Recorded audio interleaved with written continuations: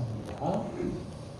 오늘은 고린도후서 12장 7절부터 10절까지의 말씀, 나의 약함은 나의 자랑이요라는 제목으로 말씀을 전하고자 합니다. 우리 삶에는 굉장히 쓸모없어 보이는, 또 의미 없어서 버려지면 그냥 박취만 나는 쓰레기 같은 것도 잘만 우리가 활용하면 우리 삶에 아주 유용하게 쓰임받는 것들이 있습니다. 예를 들면 이런 것입니다. 우리가 귤을 먹을 때 껍질을 까서 알맹이만 먹지 않습니까? 아닙니까? 우리 친구 가족들은 좀 독특하신 분들이 많으셔서 알맹이를 버리고 껍질만 드시는 분도 계신지 모르겠지만 대부분은 알맹이만 먹고 껍질은 버립니다. 드시고 싶죠? 자, 그런데 우리가 버리는 쓰레기라 여기는 이 귤 껍질도 잘만 활용하면 우리 삶에 아주 유용하게 쓰임받을 수 있다고 합니다. 예를 들면 이런 것입니다. 우리 주부들이 요리를 하다 보면 생선 요리나 뭐 카레나 잔향이 오래 남는 그러한 요리를 할 때가 있습니다. 하고 나면은 아무리 우리 세제로 막막 닦는다 해도 그 다음 요리를 할 때 잔향이 또 요리를 불을 데우고 나면은 향이 올라오는, 그래서 다음 요리를 때로 열심히 준비했는데 망치는 경우들이 있습니다.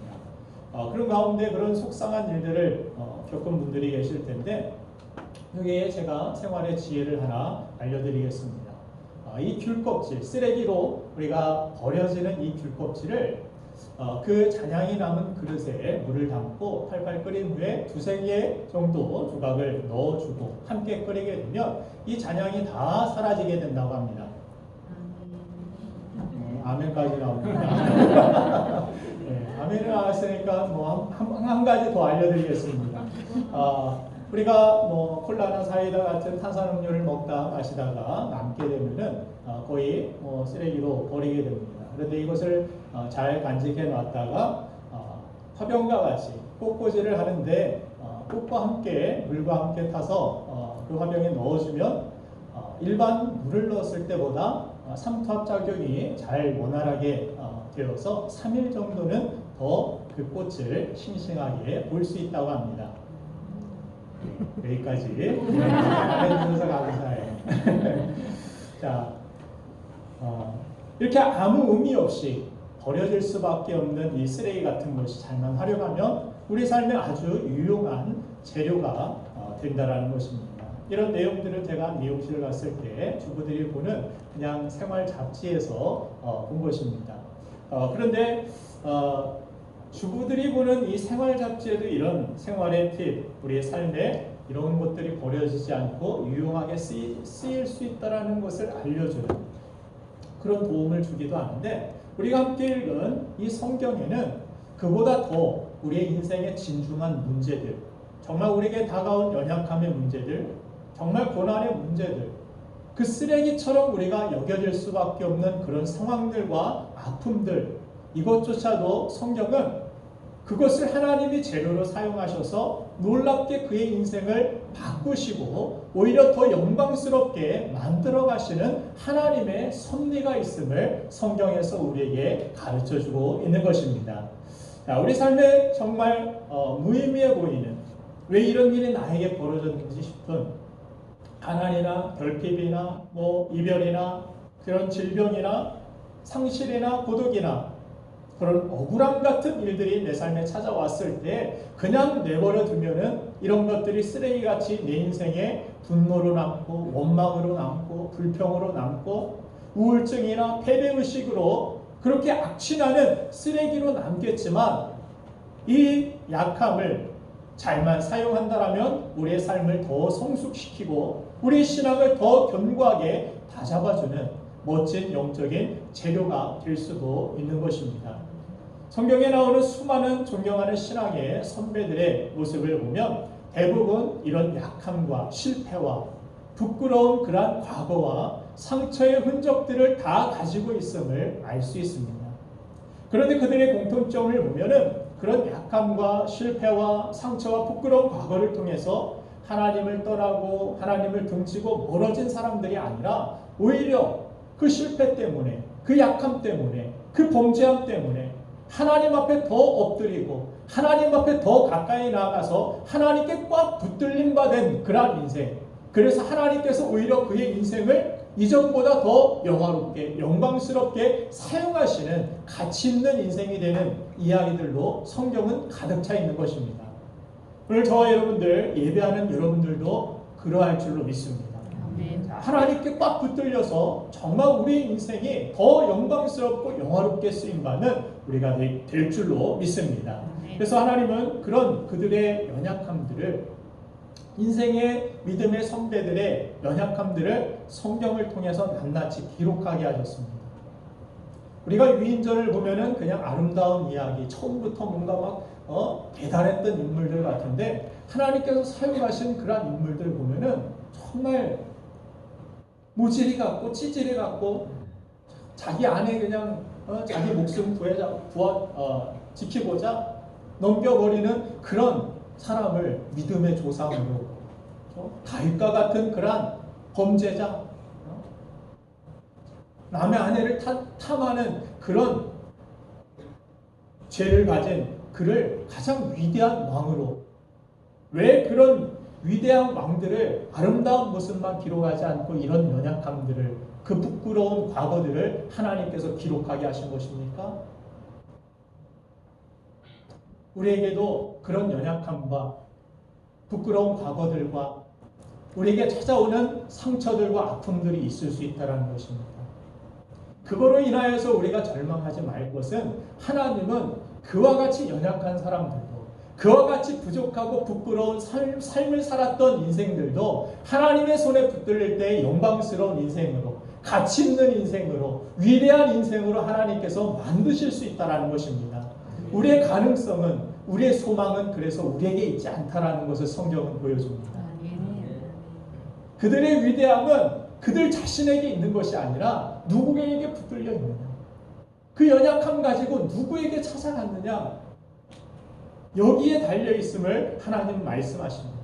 하나님은 오늘 예배하는 사랑하는 우리 신부가족 모두가 약함을 냄새나는 쓰레기처럼 내버려 두지 마시고, 이 약함을 믿음의 선배들처럼 잘 활용해서 오히려 더 존귀하고 위대한 인생을 살아갈 수 있기를 주님의 이름으로 축원드립니다. 오늘 말씀의 주인공이 사도 바울이 딱 그런 삶을 살았습니다. 성경은 사도 바울이 세계 선교의 앞장서기에는 치명적인 약점이 그에게 있었음을 보여줍니다.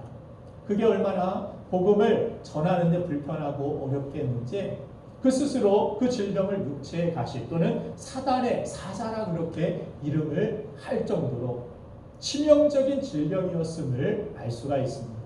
그런 질병이 오면은 당연히 우리는 바울처럼 은혜를 달라고 하나님 앞에 간절히 기도해야 할 것입니다. 근데 우리가 바라는 은혜는 무엇입니까? 이 질병이 빨리 떠나가게 해달라. 사도 바울도 그렇게 기도했습니다. 이것 때문에 내가 죄를 하는데 힘이 듭니다. 이것 때문에 내가 교회에서 맡겨진 목소리가 안 나온다고 하면은 성가대 사명을 하다가 내가 이것 때문에 하나님 앞에 찬송을 제대로 할 수가 없습니다. 너무 힘듭니다. 어렵습니다. 복음을 전해야 되는데 사도 바울이 가진 질병이 성경학자들은 안질이나 간질이나 이 둘 중에 하나였음을 짐작합니다.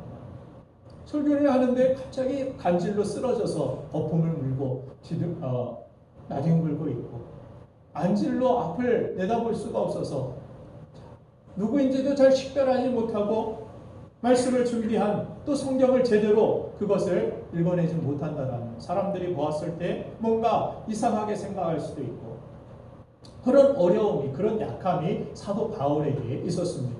이런 약함이 떠나가기를 내가 3번이나 간절히 하나님 앞에 간구했다라고 이야기합니다. 그래서 더 풍성하고 더 건강한 모습으로 하나님께 영광을 돌리게 해달라고, 이런 약함과 상관없는 인생을 살아가게 해달라고 그렇게 기도한 것입니다. 그런데 응답이 있긴 있었는데 내가 원했던, 내가 바랬던 응답이 아니었습니다. 내가 알았던 은혜는 이 약함이 내게서 빨리 떠나가는 것, 그것이 내가 생각한 은혜였고 그것이 내가 받기를 원했던 하나님으로부터 얻기를 원했던 선물이었습니다. 그런데 하나님께서 뭐라고 말씀하십니까? 하나님은 내 은혜가 내게 족하도다 이렇게 말씀하셨습니다. 내 은혜가 내게 족하다.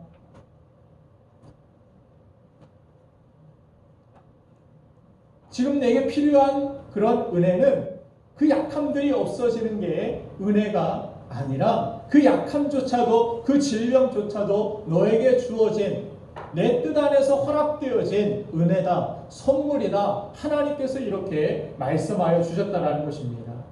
오늘 고린도후서 12장 말씀을 제가 읽어드리도록 하겠습니다. 고린도후서 12장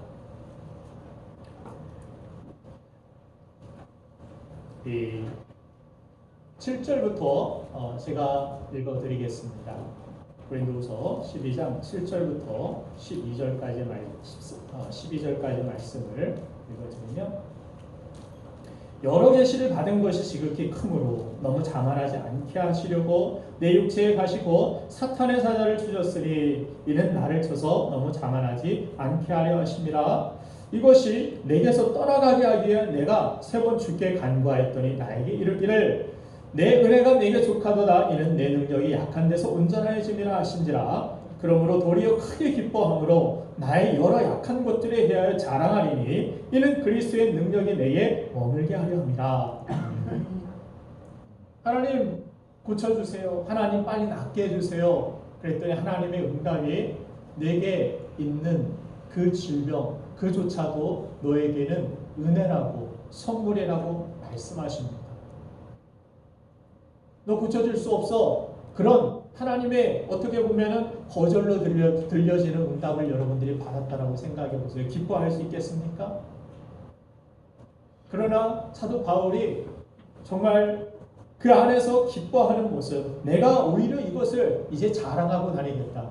내가 이 연약함 때문에 그리스도의 능력이 내 안에 머물게 되는, 떠나가지 않고 오히려 하나님이 나와 함께 하시고 나에게 하나님의 능력을 부어주심을 내가 깨달았다.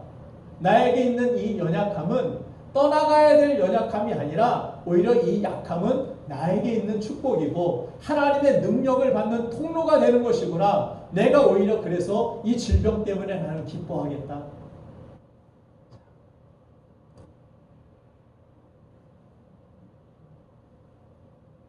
하나님 앞에 이 응답을 받은 이 사도 바울과 같이 우리가 그런 고백을 드릴 수 있다라면, 그런 믿음의 삶을 살아갈 수 있다라면 얼마나 좋겠습니까? 나는 이런 것들이 선물이 아닌 쓰레기처럼 여겨지고 나에게 있는 이 연약함은 원망거리로 그렇게 여겨지는데 하나님께서 이렇게 이 연약함이 나에게 주시는 귀한 선물이라 말씀하시니 이해가 잘 되지 않을 것입니다. 그런데 여러분들 하나님이 실수하지 않는 하나님이심을 여러분들 믿으십니까? 하나님은 결코 실패하지 않는 하나님이심을 여러분들 믿으십니까? 여기에서 우리의 믿음이 필요하고 우리 믿음이 하나님 앞에서 드러나는 것입니다. 누군가는 이 연약함을 가지고 이건 쓰레기야, 이건 버릴 거야, 떠나가야 되는 것이고 이건 다 그냥 내버릴 것들 뿐이야. 원망, 왜 내 인생에는 이렇게 쓰레기가 많이 있어? 왜 이렇게 상처가 많이 있고 나에게는 이런 아픔이 떠나가지 않는 것인가? 이런 생각만을 가지고 있을 것인가? 아니면 사도 바울과 같이 이것조차도 하나님의 은혜입니다. 이것을 통하여서도 하나님은 더 귀한 것을 나에게 주실 것입니다. 믿습니까? 아멘. 그러면 하나님 앞에 우리가 이런 믿음을 갖기 위하여서 해결해야 할 문제가 왜 나에게 이 약함을 은혜로 선물로 주셨느냐는 것입니다. 하필 왜 나에게 이런 연약함을 주셨습니까?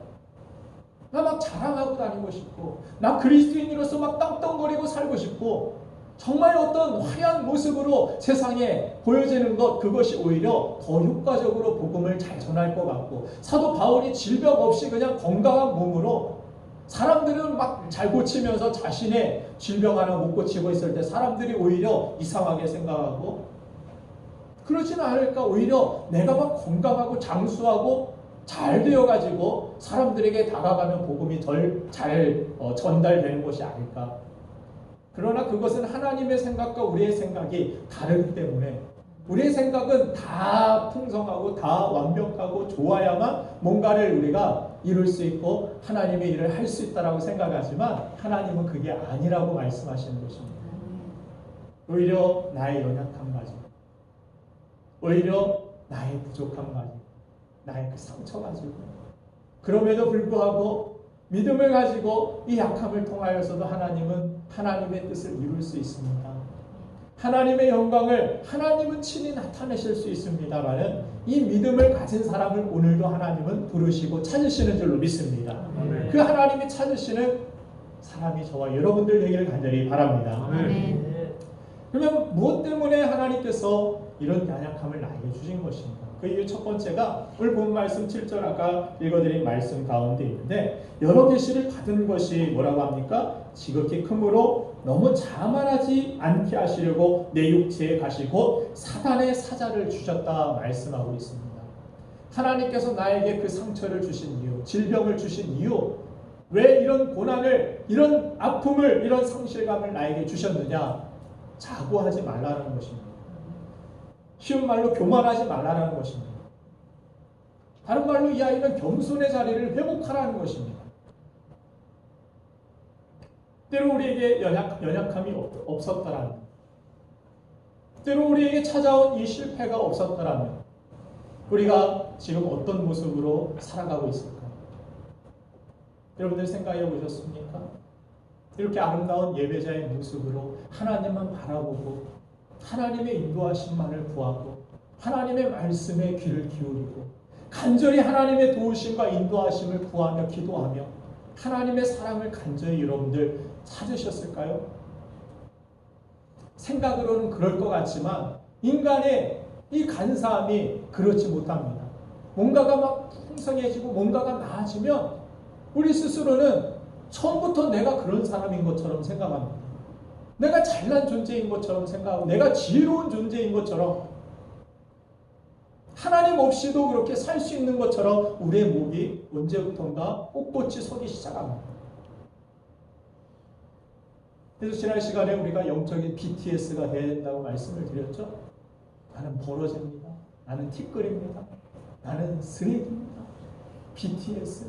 BTS 욕하는 거 아니에요. 팬들이 오해 마시기 바랍니다.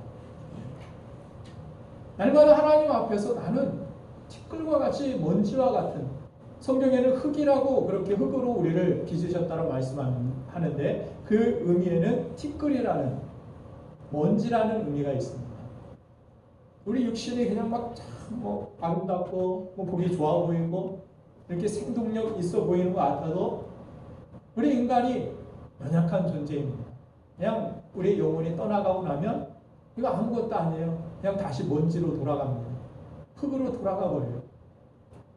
가루로 다 돌아가서 나중에는 뼈조차도 발견될 수가 없습니다. 우리 재료는 그런 거예요. 하나님께서 생기를 생명을 주셨기에 우리가 이렇게 호흡하고 우리가 살아갈 수 있고 우리가 예배할 수 있고 이 모든 것이, 모든 일상이 하나님의 은혜인 줄로 믿습니다. 그런데 이 은혜를 우리 인간은 자주 망각한다라는데, 그렇기 때문에 이렇게 우리가 함께 어렵지만 힘든 상황이지만 힘써서 예배하는 것입니다. 은혜를 잊지 않으려고. 힘들고 어렵지만 이렇게 예물을 드린 이유도 그 가운데 가장 큰 이유 중에 하나입니다. 나는 이 물질 내가 열심히 노력하고 열심히 땀 흘려서 다 벌었지만 이 모든 근원이 하나님께 있음을 내가 믿습니다. 내가 건강해서 일을 할 수 있었던 것도, 내가 그 직장에서 이 모든 기회를 잡아서 할 수 있었던 이유도, 근거도 그 인도하심은 하나님의 있음을 고백하는 그런 예물인 줄로 저는 믿습니다. 그래서 하나님은 그냥 돈 자체 받으시는 것이 아니라 그 예물에, 그 드려진 이 예배의 예물에 그 드려진 믿음을 하나님은 받으시는 거예요. 그 중심을 하나님이 받으시는 줄로 믿습니다. 그래서 그 중심을 보시고 하나님이 기뻐하시는, 동물의 그 향기를 하나님이 기뻐하셔서 구약의 제사를 하나님이 그들에게 말씀하신 거 아니에요. 고기 냄새를 하나님이 좋아하셔서? 아니에요. 곡식을 태우는 뭐 소재도 있었지만 하나님께서 뭐 불에 탄 냄새를 좋아하셔서 그런 것이 아니라 그것을 정성스럽게 예비하여 하나님 앞에 드려는 그 믿음, 그 중심, 그것을 하나님은 보고 싶으셨던 거예요. 율법이냐 아니냐 그게 아니에요. 하나님은 사랑의 중심을 하나님은 보길 원하시고 받으시길 원하시고 그런 고백들로 하나님 앞에 우리가 나아갈 때 그 은혜를 우리가 간직하고 살아갔을 때 그때가 우리 인간이 가장 아름답고 가장 영광스럽고 그런 복된 인생을 살아갈 수 있음을 성경을 통해 우리에게 가르쳐 주시는 것입니다. 망각하기 쉬운 존재 우리 인간이. 그래서 구약의 역사가 계속 오랫동안 읽으면 또 반복되고 또 반복되고 맨날 노예로 있을 때 하나님 도와주세요. 막 슬픕니다. 막 별 소리를 다 하다가 회복되고 뭔가가 주어지고 나면은 무상에게 찾아가고 뭐 온갖 나쁜 짓은 다 저지르고 하나님이 있는지 없는지조차 그들의 삶 속에서 찾아볼 수 없는 그런 지경에 이르고 그러다 또 다 빼앗겨 버리고 또 다시 노예로 끌려가 버리고 계속 반복되는 이유가 뭡니까? 자꾸 잊어버리기 때문에. 우리 인간이 그런 존재라는 것을 구약의 역사를 통해서 우리에게 보여주시는 것입니다. 그래서 그 은혜를 잊지 말아라. 은혜 잊어버리면 너희는 아무것도 아니다. 너희는 먼지와 같은 티끌과 같은 그런 존재다. 하나님 떠나서 우리가 무엇을 할 수 있고 우리가 어떻게 살아갈 수 있겠습니까? 이 약함은 그래서 우리에게 축복이 되고 은혜가 되고 이 약함으로 오히려 사도 바울이 기뻐한다라는 이유는 무엇입니까? 내가 이 연약함 때문에 하나님 의지할 수밖에 없습니다. 이 약함이 생각날 때마다 떠오를 때마다 발견될 때마다 하나님 도와주세요. 하나님 없으면 나는 말씀 전하다가 쓰러질 수밖에 없습니다. 하나님 없으면 하나님이 도와주시지 않으면 나는 한 걸음도 뭐 세계 열방을 향해 뭐 선교를 없습니다. 나는 이 자리에서 그쳐질 수밖에 없는 그러한 연약한 존재입니다. 그러나 하나님이 나를 붙들어 주옵소서. 하나님 의지하는 마음으로 그런 복음을 전했을 것입니다. 하나님 의지하는 마음으로 모든 삶을 살았을 것입니다. 그 연약함 때문에.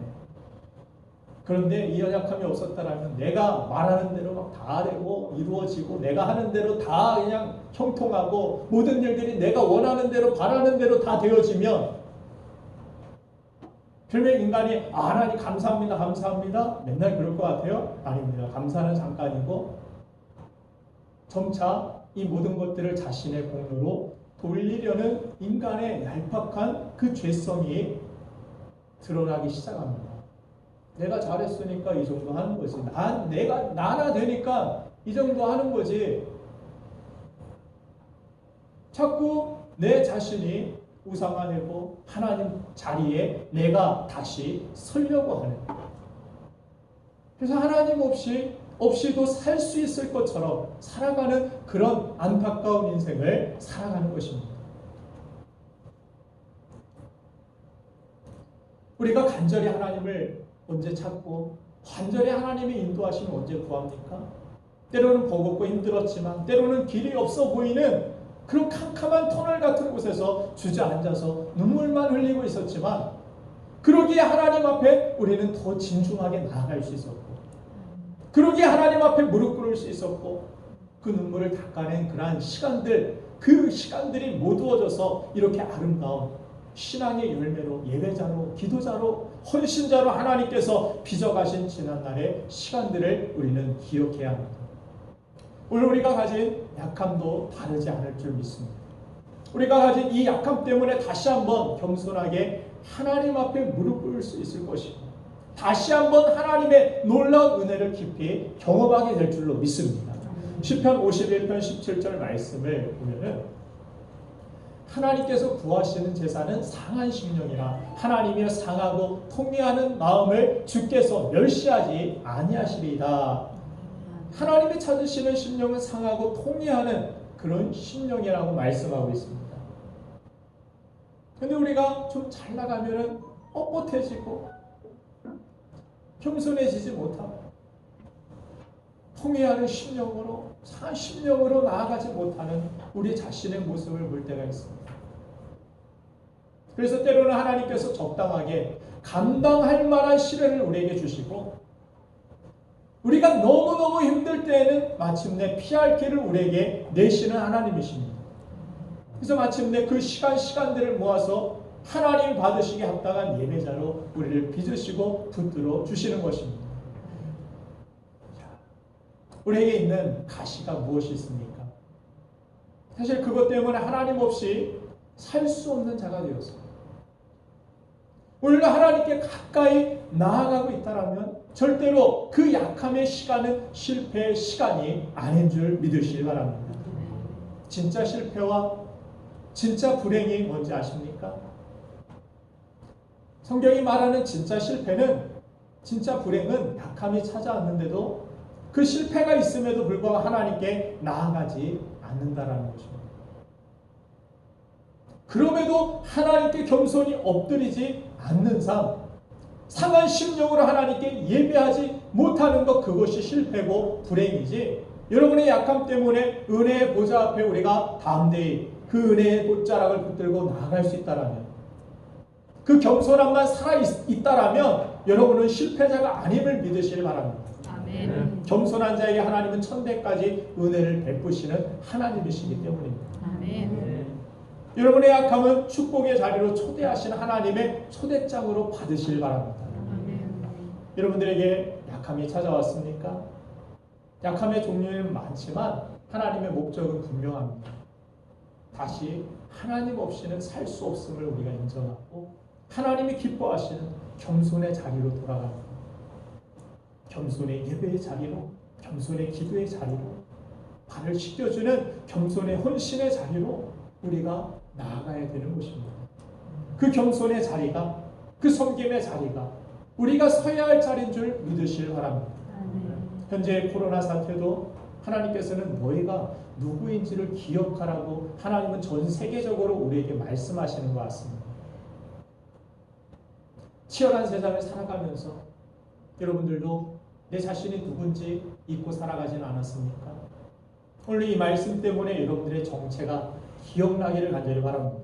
약함 때문에 오히려 하나님만 붙들고 하나님의 큰 은혜와 축복을 받는 여러분 되시기를 주님의 이름으로 축원드립니다. 두 번째, 마지막으로 약함을 우리에게 주신 이유는 축복의 전환점을 우리에게 주시기 위함입니다. 축복의 완성을 이루어 가시기 위함입니다. 우리에게 있는 이 연약함을 하나님이 주시고자 하는 어떤 축복, 그 계획으로 이루어져 가는 과정이 되고 전환점이 되는 것입니다. 우리가 잘 아는 요셉이 그의 삶을 통하여서 그런 모습을 우리에게 분명하게 보여줍니다. 그는 17살에 형제들에게 팔려서 이방 땅으로 팔려가게 되고 그곳에서는 또 열심히 최선을 다해서 성실하게 일했지만 억울하게 누명을 쓰고 감옥에 가게 됩니다. 어떻게 내 인생은 이렇게 꼬이고 답답한 일만 생기냐고 자기 생각으로 생각했을 때는 1인칭 시점에서 바라봤을 때는 절망할 수밖에 없는 그러한 상황입니다. 그런데 우리가 알듯이 하나님의 관점에서 성경 전체를 우리가 읽은 우리가 바라보는 그 하나님의 관점에서 전지적 작가 시점에서 보면 어떻습니까? 그에게 다가온 환난이 그를 망하기 위함, 그를 버리기 위함이었습니까? 그에게 억울한 감정을 주기 위함이었습니까? 그 일들은 고통을 주기 위함이 아니라 하나님의 계획을 이루기 위한 가장 빠른 지름길이었고 가장 완벽한 길이 되었음을 우리는 알 수가 있는 것입니다. 그래서 하나님의 놀라운 계획의 이 완성으로 상상도 못했던 대제국 이집트의 총리로 나아가는 그것이 가장 중요한 삶의 재료가 되었다는 것을 우리에게 보여주는 것입니다. 하나님 여러분들, 우리에게 찾아온 우리의 약함이 실패처럼 여겨지고 상처로만 그렇게 생각이 되지는 않습니까? 이것은 그냥 고난일 뿐이라고, 인생의 쓰레기일 뿐이라고 원망하고 있지는 않습니까? 그 약함 때문에 오히려 하나님의 선하신 계획대로 내 인생이 완성되어져 가고 있다는 사실을 믿으시기가 되길 바랍니다. 욥기 23장 10절 말씀에 그런 말씀이 나오죠. 그러나 내가 가는 길을 그가 아시나니, 그가 아십니다.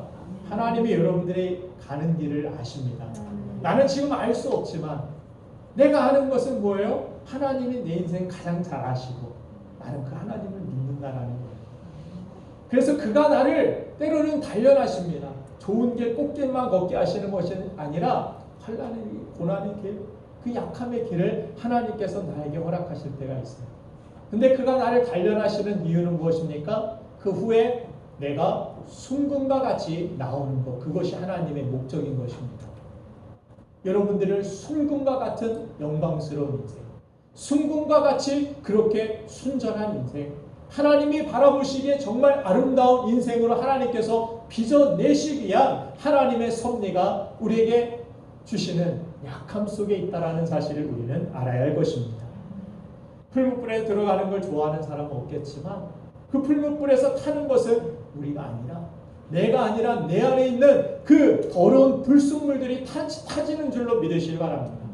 그것을 하나님은 태우시고 내게 있는 그 시련과 연관 때문에 내가 정말 순금과 같이 가치 있는 아름다운 인생으로 빚어지고 있다라는 사실을, 그런 확신이 우리에게 있어야 될 줄로 압니다. 여러분들 우리 여성분들은 특별히 향수를 좋아하시는데 보통 우리가 사용하는 10만 원 안팎의 그런 저렴한 칙에 속하는 그 향수는 향기가 아주 좋습니다. 그런데 정말 고가의 향수가 있다라고 해서 얼마나 되길래 고가인가 했더니 200만 원, 300만 원 향수 이만한 거 한 병에 200만 원, 300만 원의 향수가 있다라는 얘기를 듣고 깜짝 놀랐습니다.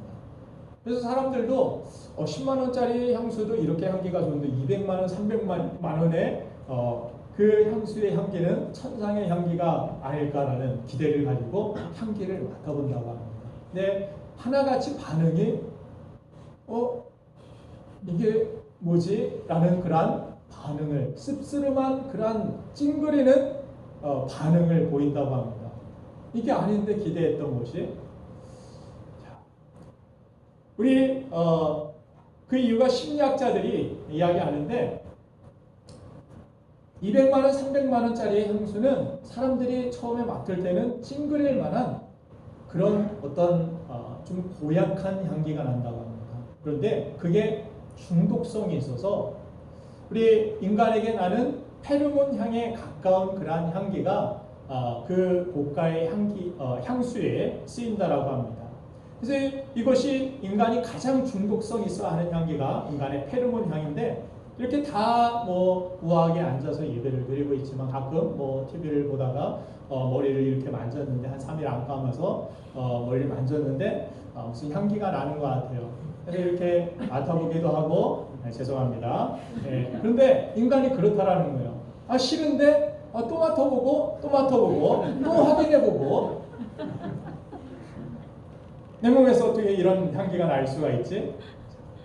그런데 이 향기를 안 맡아야 되는데 하면서도 맡으려고 하는 것이 인간의 본성이라고 합니다.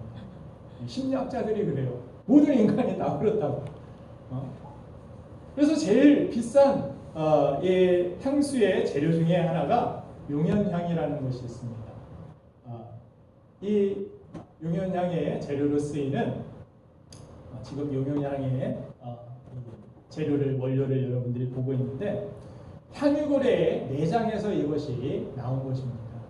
향유고래가 대왕 오징어를 주식으로 하는데 대왕 오징어 안에 뼈가 있지 않습니까? 그 날카로운 뼈가 내장을 찌르고 위를 찌릅니다. 그러면 우리가 위통이 나고 그러면 겔포스를 사다 먹고 잔탁을 먹으면 되는데, 고래는 약을 먹을 수 없으니까 그냥 참아냅니다. 참고 그 구멍이 난 그곳에 참다 보면 뭐가 나옵니까? 진액이 나와서 그 구멍을 스스로 덮으려고, 치료하려고 합니다. 그러다 보면 거기에 딱쟁이가 생기게 되고, 그것이 딱쟁이와 같은 것이 바로 고래 안에서 나온 이 용연향입니다. 그것이 치료가 되면 또 떨어져서 배설물로 나오게 되고 바다에 가게 되고, 바다에서 이것이 떠다니다가 얼마 전에도 미국에서 개와 함께 이 바닷가를 산책하고 있었던 한 사람이 이 용연향 한 덩어리를 발견하게 되는데, 개가 가가지고 막 짖고 이상한 냄새가 나니까 개가 막 냄새를 자꾸 맡고, 그래서 뭔가 이렇게 봤더니 그것이 고래 용연향입니다. 뭐 주먹만한 게 7천만 원 받았다고 합니다. 여러분들은 다 부자다 놀라지도 않는데 오기가 생겨서 더 말하면, 인도에서 정말 베드로처럼 밤새 고기를 잡지 못했던 그 한 사람이 그물을 내려도 잡지 못하고 쓰레기만 건지다가 이상한 돌덩이와 같은 저것을 악취가 나는 저 용연향을 그물에서 건지게 됩니다. 그 건지게 된 그것이 38억 5천만 원이라고 합니다. 그 정도는 돼야 놀라죠. 신북교회 성도님의 스케일이 크시고 38억. 그래서 바다의 용연향이 로또라고 그렇게 불린다고 합니다. 바다의 로또. 그래서 고래, 향유고래를 우연히 잡게 되면 그 안에 막 악취가 나는데도 이 선원들이 내장 안으로 막 헤집고 가서 이것을 찾느라고 가장 먼저 하는 일이 그거라고 합니다. 어쨌든 이 이야기를 들으면서 우리 성도의 모습이 이와 같지 않는가 이런 생각을 해보게 됩니다. 그 약함 때문에 그 약함을 이겨보려고 정말 기도로 하나님 앞에 몸부림치고 눈물로 하나님 앞에 간구하고, 정말 누구도 치료할 수 없고 누구도 위로할 수 없고 누구도 채워줄 수 없는 그 아픔과 연약함 때문에 하나님 앞에 엎드리고 또 겸손히 하나님 앞에 나아갔던 그런 눈물의 시간들, 그런 아픔의 시간들, 그 시간을 하나님 앞에 드리고 하나님과 함께 나누고 하나님께 가까이 나아가는 시간으로 삼았더니 그 삶의 시간들이 나의 인생에 그리스도의 향기로 바뀌게 되고, 그리하여서 오늘의 모든 아픔들이 내일은 멋진 간증거리가 되고, 오늘의 모든 눈물이 내일의 향기로운 추억이 되는 그런 삶, 그것이 바로 저와 여러분들의 삶, 그리스도인의 삶이라는 것입니다. 그래서 사도 바울이 오늘 9절 말씀에서 다시 후반절에 보면은 뭐라고 해요? 이 약함 때문에 오히려 내가 크게 기뻐함은 나의 여러 약한 것들에 대하여 자랑하겠다, 이렇게 또한 선언합니다. 이는 그리스도의 능력이 내게 머물게 하려 함이라. 그러므로 내가 그리스도를 위하여 약한 것들과 능욕과 궁핍과 박해와 권고를 기뻐하노니 이는 내가 약할 그때에 강함이라. 아멘.